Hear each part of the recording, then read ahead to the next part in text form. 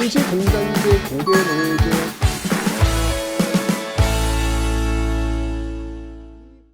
자, 이렇게 되니까 이제 민주주의가 오나 보다. 다들 그렇게 생각할 거 아니에요. 이제까지 이거 70년 억눌렸던 이게 이제 튀어나올 거 아니에요. 그죠? 자, 이때 박정희를 닮은 또 다른 정치 군인이 등장을 합니다. 그게 누굴까? 그게 바로 전두환입니다. 전두환, 노태우를 중심으로 한 신군부가 등장을 합니다. 그 박정희 대통령에게 총을 쏘았던 김재규를 수사하는 과정에서 권력을 장악했던 이 전두환, 역시 소장이에요. 투스타. 하극상, 일종의 쿠데타죠. 1979년 12월 12일 12.12 사태를 일으키면서 권력을 장악하게 됩니다. 또 한 번의 군사 정변이라고 보면 되는 거예요. 자, 이러면서 지금 대통령이 지금 유고 지금 서거하셨잖아요, 그죠? 그 뒤를 해서 국무총리 최규하가 유신 체제에 의해서 또 이제 아직은 헌법이 유신이니까 통일주체 국민회의에 의해서 최규하 정부가 체육관에서 출범을 합니다. 일단은요. 하는데 지금 이렇게 신군부가 지금 등장을 했고 이 신군부가 유신체제를 계속 유지하겠다라고 하는 의지를 보이게 되니까 전국에서 지금 다 시위가 이제 벌어지는 거예요. 엄청나게 그만 가라 이제. 군인들 물러가라. 나오는 것이죠. 전국에서. 그죠? 자, 그런 과정 속에서 1980년 5월 17일 물러가라고 했던 그 대상, 그 신군부, 정치 군인들이 오히려 계엄령을 전국으로 더 확대합니다. 자, 이런 과정 속에서 광주가 타겟이 됩니다. 여러분들 5.18 민주화 운동은요, 광주만 했던 게 아니에요. 이 시점에서는요, 광주도 시위를 하고 있었고, 서울도 시위를 하고 있었고, 부산도 시위를 하고 있었고, 대구도 시위를 하고 다 같이 하고 있었던 거예요. 다 하고 있었던 거예요. 거기에 광주가 타겟팅이 된 거예요. 그러니까 여러분들 서울이 광주가 될 수도 있었던 거고요. 부산이 광주가 될 수도 있었던 거고요. 대구가 광주가 될 수도 있었던 겁니다. 거기에 광주가 타겟팅이 된 거예요. 그래서 우리는 광주에 빚을 지고 있다고 얘기하는 겁니다. 왜? 그거는 우리가 될 수도 있었기 때문에. 광주가 그 역할을 대신한 거예요. 그래서 이건 어느 한 지역의 문제가 아니라는 겁니다. 광주만 했던 게 아니니까요, 이게. 결국 계엄령하에서 시위를 누르는 과정 속에서 이 광주가 타겟팅이 됩니다. 이걸 우리는 바로 5.18 민주화 운동이라고 합니다.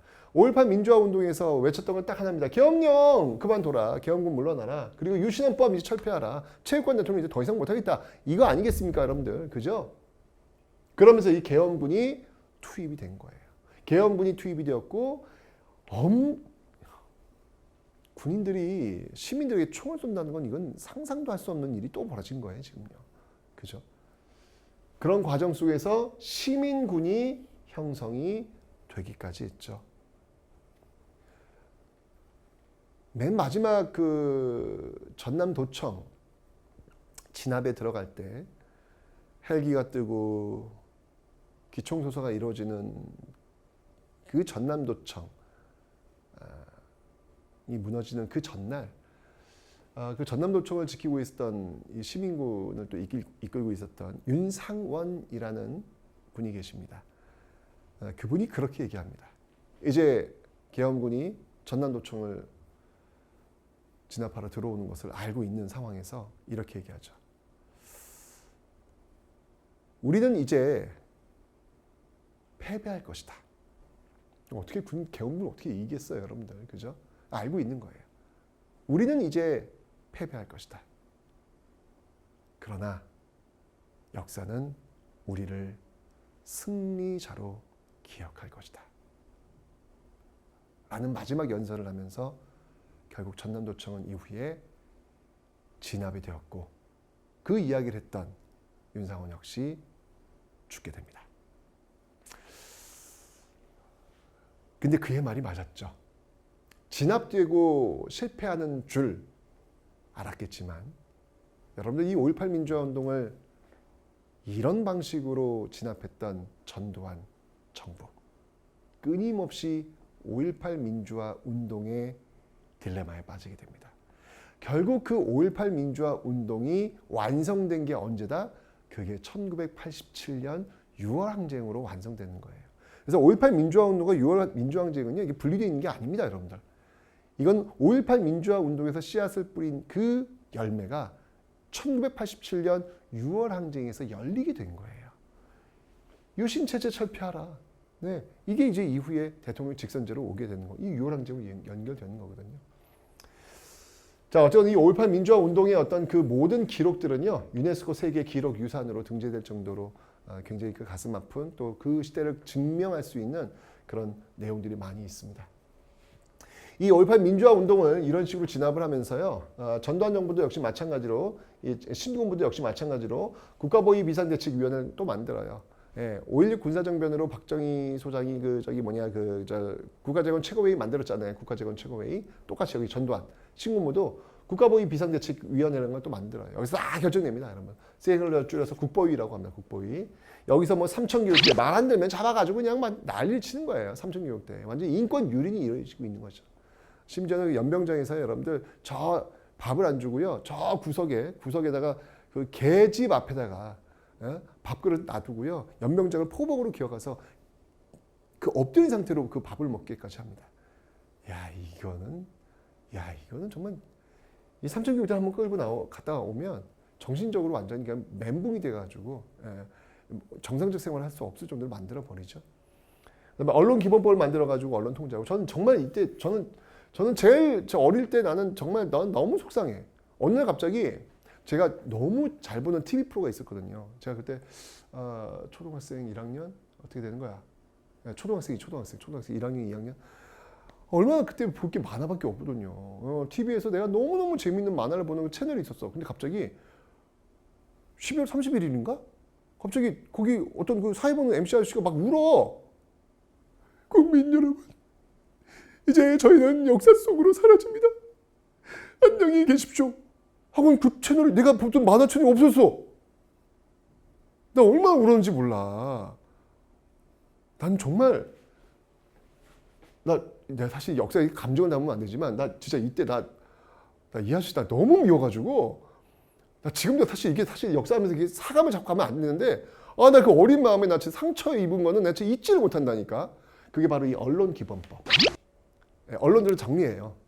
정리하는 과정 속에서 내가 봤던 그 채널도 날아가 버린 거예요. 이 언론 기본법이 통제를 하는 거지. 이러면서 지금 한 번 더 개헌을 합니다. 8차 개헌. 이런 과정 속에서 국보위에 통해 가지고 여기 이제 전두환 정부가 일단 출발을 해요. 전두환 정부가 당연히 이것도 역시 유신 체제에 의해서 아직 지금 개헌을 안 했으니까. 그래서 전두환 대통령이 80년도에 한 번 되고 81년도에 개헌하고 한 번 더 돼요. 유신 체제가 아닌 8차 개헌에서 한 번 더 돼요. 이 8차 개헌의 핵심은 뭐냐면요. 대통령 간선제는 똑같아요. 이것도 역시 똑같이 최고에 뽑는 거야. 다만 임기는 7년 딱 한 번.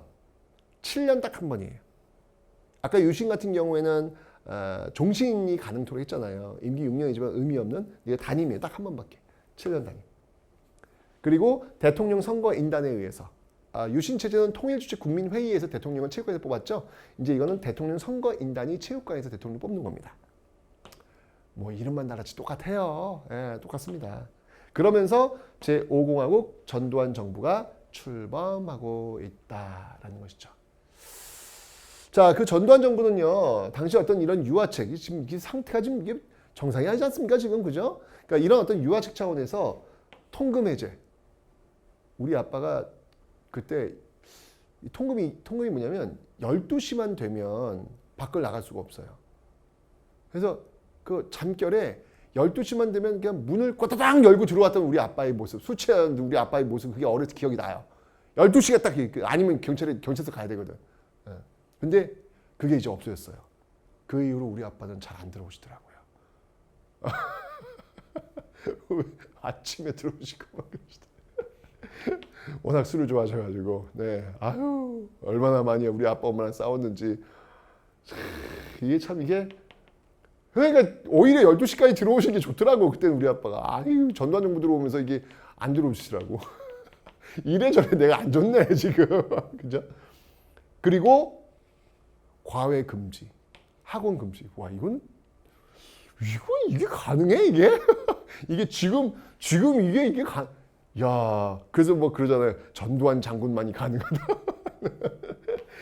야, 이게 있었어요. 그래서 저는 그 중고등학교 다니면서 학원을 갈 수가 없었어요. 이게 그 당시에 금지였기 때문에 과외도 물론 이제 불법적으로 암암리에 있는 모습들은 있었지만 금지였습니다.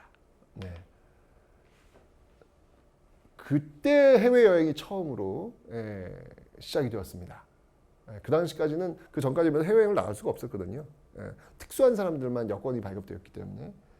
그리고 교복 자율화. 저는 그래서 한 번도 교복을 입은 적이 없어요. 아, 나 딱 전두환 세대구나. 전두환 키즈구나. 아, 그러네. 다 내 얘기를 하고 있네 지금. 교복을 한 번도 입은 적이 없어요. 전 대신 그래서 저기 뭐냐 싸제복을 입고 다녔던 그런 기억이 납니다.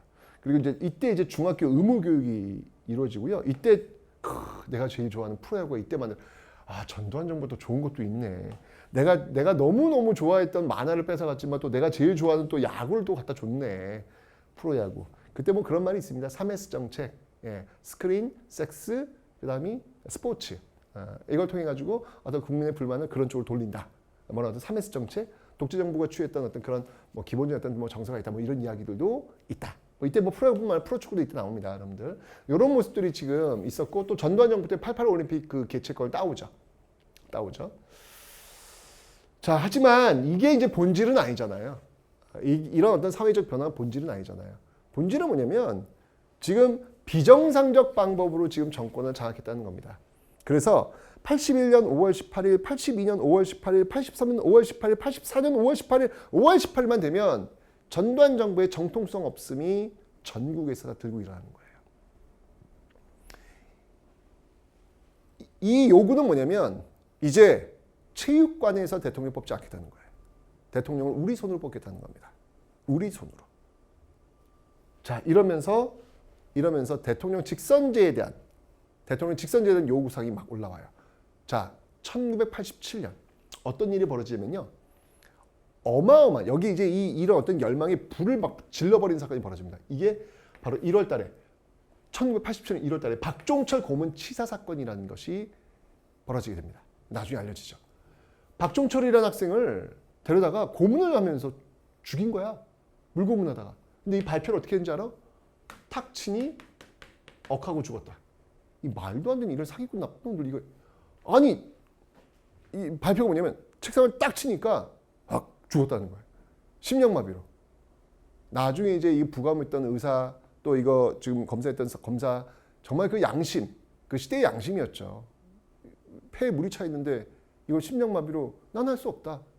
라고 했던 그 자리에 있었던 그 양심들이 양심선언을 하게 되면서 이게 알려지게 되는 것이죠. 자, 이러면서 이제 들고 일어나는 거예요. 그 과정에서 전두환 정부가 4.13 호헌 조치라는 걸 발표합니다. 1987년 4월 13일 날 호, 지킬 호자, 헌법 호자, 헌법을 저는 지키겠습니다. 라는 4.13 호헌 조치라는 거예요. 이 헌법이 뭐예요?